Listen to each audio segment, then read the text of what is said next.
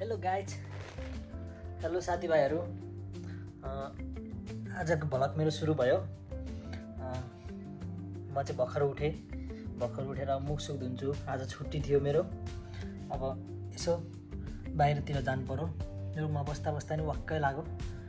दिनभर मोबाइल हेर्दा ओर्दा होइन, दिनभर मोबाइल हेरेर अनि कस्तो अल्छी पनि लाग्यो। घरमा पनि कुरा गरिसकेँ। अब यसो बाहिरतिर यसो घुमेर आउनु पर्यो।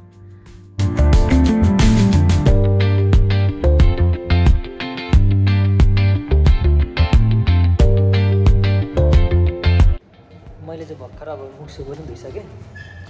अब लुगाहरू लाउँछु अनि यसो बाहिर निस्किनु पर्यो आज।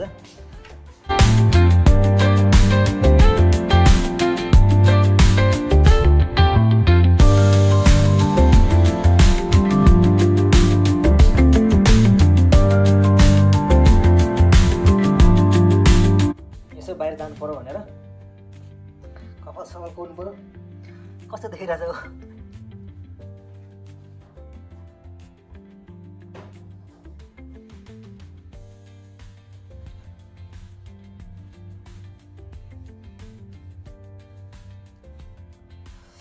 अब यस्तै परदेशमा अलिअलि कपाल सपाल पर्यो, हल्का लुगा लायो अनि निस्क्यो बाहिर। के गर्नु त, रुममा बस्दा बस्दा पनि अल्छी नि लाग्यो दिनभरि। आज कति 2 घन्टा जति सुतेँ। 2 घन्टा सुतेर अनि भर्खर उठेर अनि यसो चिया पनि खाऊँ बाहिर गएर। यसो बाहिरको रमझम पनि बुझौँ न भनेर अब फेरि भोलिदेखि ड्युटी छ। फेरि भोलिदेखि ड्युटी गर्नुपर्छ। 12 घन्टा ड्युटी छ। गाह्रो हुन्छ। हप्तामा 1 दिन छुट्टी, कहिले छुट्टी आउला जस्तो हुन्छ। के गर्नु, यस्तै छ। अब चाहिँ म हिँडेँ। मेरो क्याम्प यस्तै छ। हेर्नु, यो कोरिडोर हो मेरो क्याम्पको। अनि यता अगाडि साथीलाई गएर उठाउँछु। केटो उठ्छ कि उठ्दैन, फेरि साथी फेरि घर जानु लागेछ। इमर्जेन्सीमा जाने भन्दैछ। अब आज अफिस गयो होला सायद कुरा गर्न। उसको रुममा जान्छु। उसँग हल्का डिस्काउन्ट नउलाई गर के भन्छ केटोले।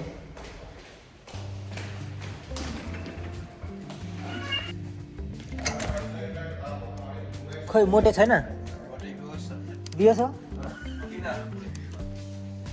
अनि के छ आजको प्लान? केही छैन? केटाहरू यार के गर्छ नि यार, दिनभर सुतेर बस्ने हो। के भन्छ अफिस गएर?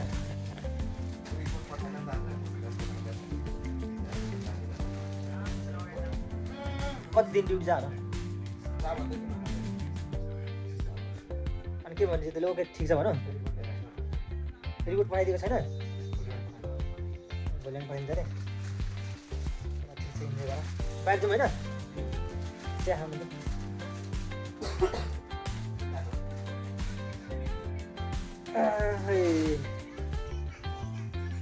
हामी चाहिँ बाहिर निस्क्यौँ साथीको रुमबाट। साथीको रुममा मान्छेहरू धेरै रहेछ, त्यही भएर त्यहाँ केटाहरूसँग अब डिस्टर्ब हुन्छ भनेर किन धेरै बेर हल्ला गरिदिनु भनेर बाहिर निस्किसकेको। हामी चिया खाने अनि उसको घर जानलाई छ। उसको टिकटको कति छ आजको रेट बुझ्नु पऱ्यो।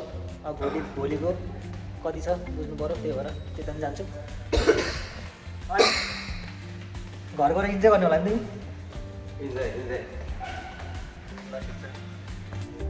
भोलि रिपोर्ट पठाइ माग्ने अनि भोलि नै टिकट काटेर भनेदेखि भोलिदेखि तिम्रो ड्युटी स्टप भयो। अब भनेपछि आज रोस्टर बनायो होला। भर्खर त गएर भनेको सलामलाई। ए भर्खर बनायो भनेको? 2 सालको बाद छुट्टी क्यान्सल गर्ने। किन छुट्टी? भोलि कसैको ब्याकअप छैन र? गर्दैन होला। किन गर्नु? भोलि एक दिन जाऊ न त। अनि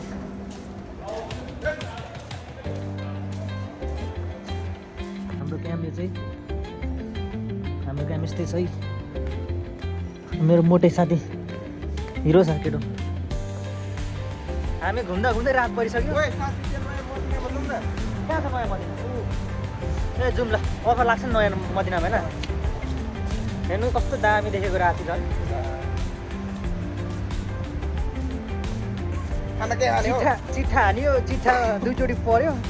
कति 10 पऱ्यो होइन 10 पऱ्यो फेरि त्यो पनि त्यही हान्यो लक चाहिँ रहेछ दियोस् केटोले पनि चिठा हाने मैले पनि चिठा हाने लक चाहिँ रहेछ दियोस् हाम्रो घुम्दैछौँ राति टक्क रमाइलो छ उज्यालो दामी भ्यू आइरह अहिले यति बेला बाटो हेरेर कता है गर्छ होइन मल्ला गर्छ 5 रुपियाँ झिक्यो हान्नु भनौँ 5 रुपियाँ झिक्यो हान्यो भने के छ 50 रुपियाँ अर्को भाइको 30 रुपियाँ सक्दैन त्यो हानेपछि हाने गर्न मन लाग्छ अनि ठिक छ रमाइलो भयो तर चिठा काट्न मजा आउँदो रहेछ यार करी पो हाल्छ कि भन्ने होइन चिठा दुबैमा चिठा पऱ्यो भने चाहिँ अब यो लाग्छ है पर्छ पर्दैन तर यार कस्तो भ्यू दामी आइरहेको छ क्या अहिले राति हामी मदिना आएको यहाँ फेरि ए जाओस् न है तिमी घर जाँदैछौ के टेन्सन कतिको मदिना खोलेको त्यहाँ अस्तिदेखि खुलेको अरे अस्ति खुलेको रे खाना के खाने आज बिरयानी खाने होला नि होइन खानै मन लाग्छ होइन कस्तो दामी भ्यू आएको यार हेर न उयो है पछाडि ल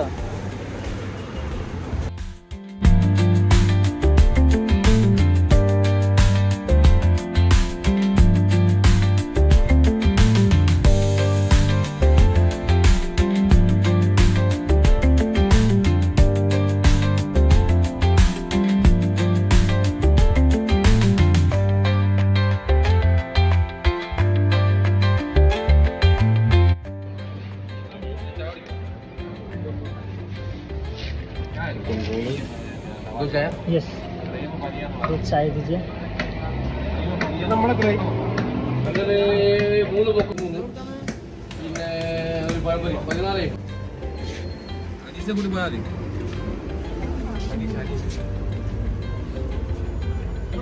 चिया खाँदै अब लाग्यो तातो सेलेरी आएन केटा सेलेर आएन सेलेर आयो भने म्याच आइहाल्छ हल्का यहाँ अब मदिनातिर खासै भ्लग बनाउनु मिल्दैन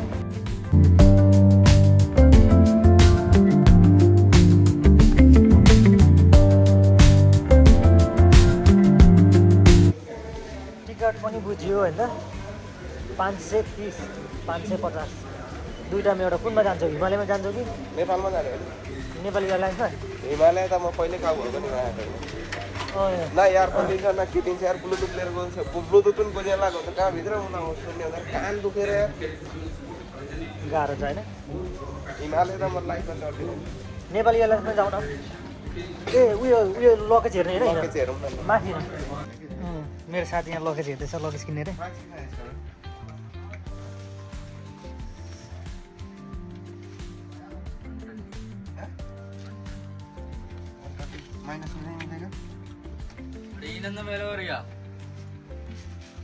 साथी चाहिँ लगेज हेर्दैछ म चाहिँ त लुगाहरू हेर्नु पऱ्यो लुगाहरू पनि खासै राम्रो त छैन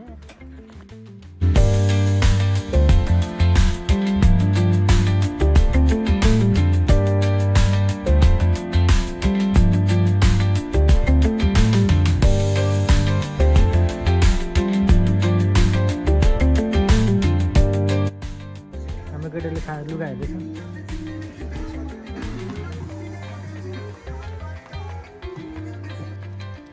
लियो राम्रो हुन्छ ट्यागको पासपोर्टहरू बोक्नको लागि यहाँ एयरपोर्टसम्मको लागि त नेपाल गएर त किन चाहियो हामी चाहिँ मदिनाबाट बाहिर निस्क्यौँ हेर्नु मदिना हामी चाहिँ बाहिर निस्क्यौँ अब रुम जाने धेरै घुम्यो आज सपिङ पनि गरिएन हेऱ्यो चुरोट छ अब दिनभरि सुत्यो राति एकछिन निक्ल्यो घुम्यो यस्तै छ केटो पनि जाने भयो अब मेरो पनि जाने दिन आउँछ बिस्तारै चुरोट खाएको त के देखाउनु अहिलेलाई चाहिँ म बन्द गर्छु है त अब सायद आजको लागि भ्लग पनि यति नै हो साथीहरू अब नेक्स्ट टाइम फेरि अर्को भ्लग बनाउँछु सब्सक्राइब गरेर जोडिनु होला मेरो भ्लग मनपर्छ भने